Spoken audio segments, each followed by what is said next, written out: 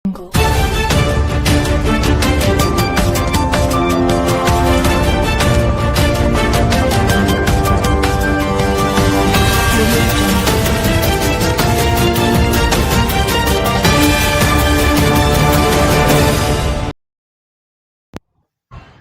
Hello ನಮಸ್ಕಾರ ಪ್ರಿಯ ವೀಕ್ಷಕರೇ, ಕರುನಾಡ ರತ್ನ ನ್ಯೂಸ್ಗೆ ಸ್ವಾಗತ ಸುಸ್ವಾಗತ. ದಿನಾಂಕ 8/11/2025 ಬಾಗಲಕೋಟೆ ಜಿಲ್ಲೆಯ ಜಮಖಂಡಿ ನಗರದ ಮಿನಿ ವಿಧಾನಸೌಧದಲ್ಲಿ ದಾಸ ಶ್ರೇಷ್ಠ ಸಂತ ಕವಿ ಕನಕ ದಾಸರ 538ನೇ ಜಯಂತ್ಯೋತ್ಸವವನ್ನು ತಾಲೂಕಾ ಆಡಳಿತ ವತಿಯಿಂದ ಹಮ್ಮಿಕೊಳ್ಳಲಾಗಿತ್ತು.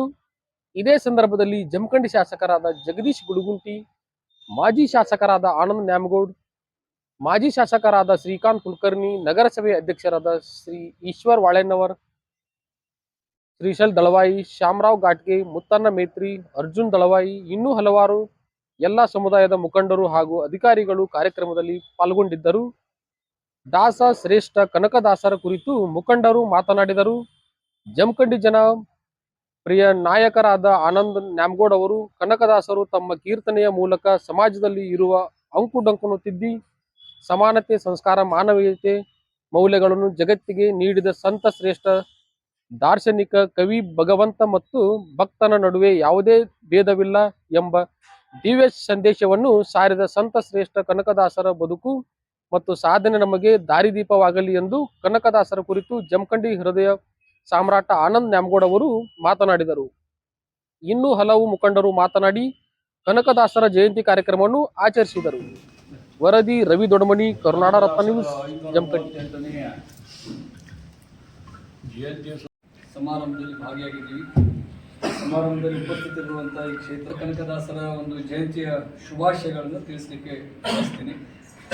ಬಹಳಷ್ಟು ವಿಚಾರಗಳನ್ನು ಈಗಾಗಲೇ ಕುಲಕರ್ಣಿಯವರು ತಮ್ಮ ಜೊತೆ ಹಂಚಿಕೊಂಡಿದ್ದಾರೆ. ಈ ದಾಸ ಪರಂಪರೆಯೊಳಗ ಅತ್ಯಂತ ಶ್ರೇಷ್ಠ ದಾಸರು ಯಾರಾಗಿದ್ದರಪ್ಪ ಅಂತಂದ್ರೆ ನಮ್ಮ ಭಕ್ತ ಕನಕದಾಸರು ಅಂತ ನಾನು ಈ ಸಂದರ್ಭದಲ್ಲಿ ಹೇಳಲಿಕ್ಕೆ ಬಯಸ್ತೀನಿ.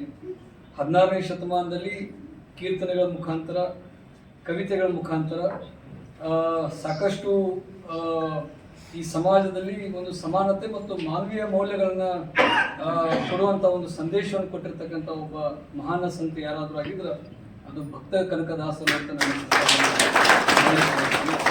ಇವತ್ತು ನಾವು ಅವರ ಹುಟ್ಟುಹಬ್ಬವನ್ನು ಆಚರಣೆ ಮಾಡುವುದು ಅಷ್ಟೇ ಅಲ್ಲದೆ ಅವರು ಕೊಟ್ಟಿರ್ತಕ್ಕಂಥ ಅನೇಕ ಸಂದೇಶಗಳನ್ನು ನಾವೆಲ್ಲರೂ ಕೂಡ ನಮ್ಮ ಜೀವನದಲ್ಲಿ ಅಳವಡಿಸಿಕೊಂಡು ಹೋಗಿದ್ದೆ ಆದರೆ ನಾವು ಕೂಡ ನಮ್ಮ ಜೀವನ ಪಾವನ ಮಾಡಲಿಕ್ಕೆ ಸಾಧ್ಯದ ಮತ್ತು ನಿಜವಾದ ಅವರ ಹುಟ್ಟುಹಬ್ಬಕ್ಕೊಂದು ಗೌರವವನ್ನು ಸಲ್ಲಿಸಿದಂಗೆ ಆಗ್ತೈತಿ ಅಂತಕ್ಕಂಥ ಒಂದು ವಿಚಾರವನ್ನು ನಾನು ಈ ಸಂದರ್ಭದಲ್ಲಿ ಹೇಳಲಿಕ್ಕೆ ಬಯಸ್ತೀನಿ. ಕುಲಕರ್ಣಿ ಅವರು ಹೇಳಿದಂಗೆ ಅವರು ಶ್ರೀಕೃಷ್ಣನ ಪರಮ ಭಕ್ತರಾಗಿದ್ದರು ಮತ್ತು ವಿಷ್ಣುವು ಕೂಡ ಪರಮ ಭಕ್ತರಾಗಿದ್ದರು. ಈ ರೀತಿ ಸೈನ್ಯದಲ್ಲಿದ್ದರೂ ಕೂಡ ಆಧ್ಯಾತ್ಮದ ಚಿಂತನೆಯಲ್ಲಿ ತಮ್ಮದೇ ತಾವು ತೊಡಗಿಸ್ಕೊಂಡು ಅಧ್ಯಾತ್ಮದಲ್ಲಿ ಹೆಚ್ಚಿನ ಒಂದು ಆಸಕ್ತಿಯನ್ನು ವಹಿಸಿಕೊಂಡು ಅಪಾರ ಜ್ಞಾನವನ್ನು ಸಂಪಾದನೆ ಮಾಡಿ ಅನೇಕ ಕೀರ್ತನೆಗಳ ಮುಖಾಂತರ ಸಮಾಜ ಸುಧಾರಣೆಯಲ್ಲಿ ತಮ್ಮದೇ ಆದಂಥ ಒಂದು ಕೊಡುಗೆಯನ್ನು ಕೊಟ್ಟಿರ್ತಕ್ಕಂಥ ಒಬ್ಬ ವ್ಯಕ್ತಿಯ ಮಹಾನ್ ವ್ಯಕ್ತಿಯ ಹುಟ್ಟುಹಬ್ಬವನ್ನು ನಾವೆಲ್ಲರೂ ಕೂಡ ಆಚರಣೆ ಮಾಡ್ತಾ ಇದ್ದೀವಿ. ಪ್ರತಿ ವರ್ಷ ಭಕ್ತ ಕನಕದಾಸರ ಜಯಂತಿಯನ್ನು ನಾವೆಲ್ಲರೂ ಕೂಡ ಬಹಳಷ್ಟು ಸಡಗರ ಸಂಭ್ರಮದಿಂದ ಆಚರಣೆ ಮಾಡ್ತೀವಿ. ಸಾವಿರಾರು ಸಂಖ್ಯೆಯಲ್ಲಿ ಜನರನ್ನು ಕೂಡಿಸಿ ಮೆರವಣಿಗೆ ಮಾಡೋದ್ರ ಮುಖಾಂತರ, ಕುಂಭಗಳನ್ನು ತರೋದ್ರ ಮುಖಾಂತರ ಮಾಡ್ತೀವಿ. ಈ ವರ್ಷ ನಮ್ಮ ಬಾಗಲಕೋಟೆ ಜಿಲ್ಲೆಯ ಅತ್ಯಂತ ಹಿರಿಯ ರಾಜಕಾರಣಿಗಳು ನಮ್ಮೆಲ್ಲರಿಗೂ ಮಾರ್ಗದರ್ಶಕರಾಗಿದ್ದರು. ಬಾಗಲಕೋಟೆ ಮತಕ್ಷೇತ್ರದ ಶಾಸಕರಾಗಿರ್ತಕ್ಕಂಥ ಸನ್ಮಾನ್ಯ ಶ್ರೀ HY ಮೇಟಿ ಸಾಹೇಬರು ಏನು ನಮ್ಮನ್ನು ಅಗಲಿ ಹೋಗಿದ್ದಾರೆ, ಆ ಒಂದು ನಿಟ್ಟಿನಲ್ಲಿ ಈ ವರ್ಷ ಈ ಜಯಂತಿಯನ್ನು ಅತ್ಯಂತ ಸರಳವಾಗಿ ಆಚರಣೆ ಮಾಡಬೇಕು ಅಂಥೇಳಿ ತಾವೆಲ್ಲರೂ ಕೂಡ ಏನು ತೀರ್ಮಾನ ತಗೊಂಡಿದ್ರಿ. ಭಾಳ ಒಂದು ಒಳ್ಳೆಯ ನಿರ್ಣಯ ಅಂತ ನಾನು ಈ ಸಂದರ್ಭದಲ್ಲಿ ಹೇಳಿಕ್ಕೆ ಬಯಸ್ತೀನಿ. ಭಾಳ ವರ್ಷದಿಂದ ನಮ್ಮ ಜಮಖಂಡಿಯ ಆಚರಣೆ ಮಾಡಬೇಕಂತೆಲ್ಲ ಮನುಷ್ಯನಾಗಿದ್ದರೂ ಕೂಡ ಮೊನ್ನೆ ತಾನೇ ನಮ್ಮೆಲ್ಲ ಹಿರಿಯರು, ಸಮಾಜದ ಹಿರಿಯರು, ಶಾಸಕರು, ಮಾಜಿ ಮಂತ್ರಿಗಳಾದಂಥ ಸನ್ಮಾನ್ಯ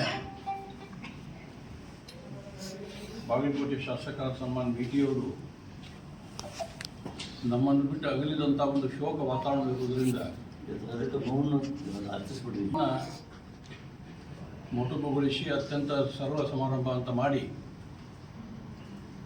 ಇಲ್ಲಿ ಕನಕ ಜಯಂತಿ ಆಚರಣೆ ಮಾಡಬೇಕಂತ ನಮ್ಮೆಲ್ಲ ಸ್ನೇಹಿತರು, ಕಂದಾಯ ಇಲಾಖೆಯ ಹಿರಿಯ ಅಧಿಕಾರಿಗಳ ನೇತೃತ್ವದಲ್ಲಿ ನಡೀತಾ ಇದೆ.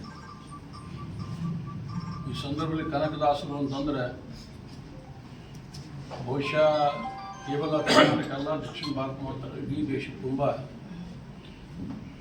ಕನಕದಾಸರ ಬಗ್ಗೆ ಅವರು ಸೃಷ್ಟಿಸಿದಂಥ ವಚನಗಳು, ಅವರು ಹಾಕಿದಂಥ ಮಾರ್ಗ, ಅವರು ನಡೆದುಕೊಂಡಂಥ ರೀತಿ, ಅವ್ರ ಜೀವನವೇ ನಮಗೆಲ್ಲ ಆದರ್ಶ.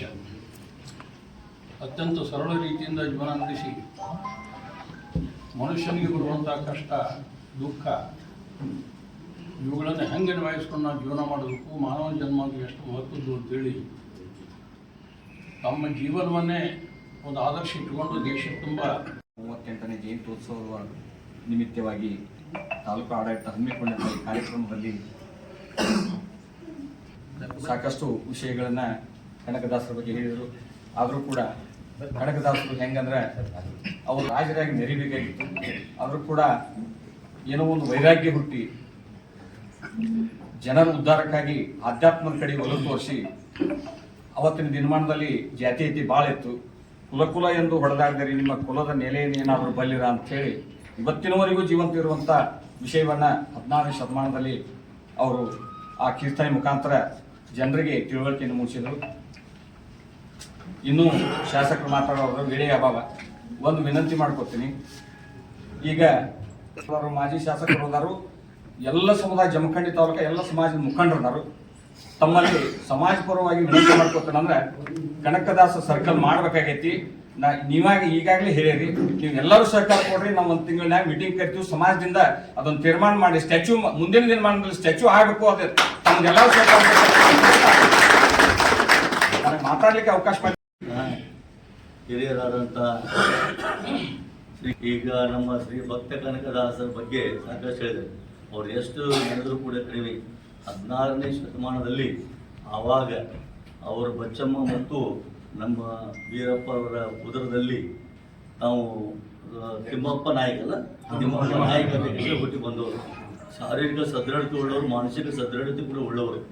ಅವರು ವಿಜಯ ಸಾಮ್ರಾಜ್ಯದಲ್ಲಿ ಗಂಡ ನಾಯಕನಾಗಿ ಕೂಡ ಕೆಲಸ ಮಾಡಿದ್ದು ಉಂಟು.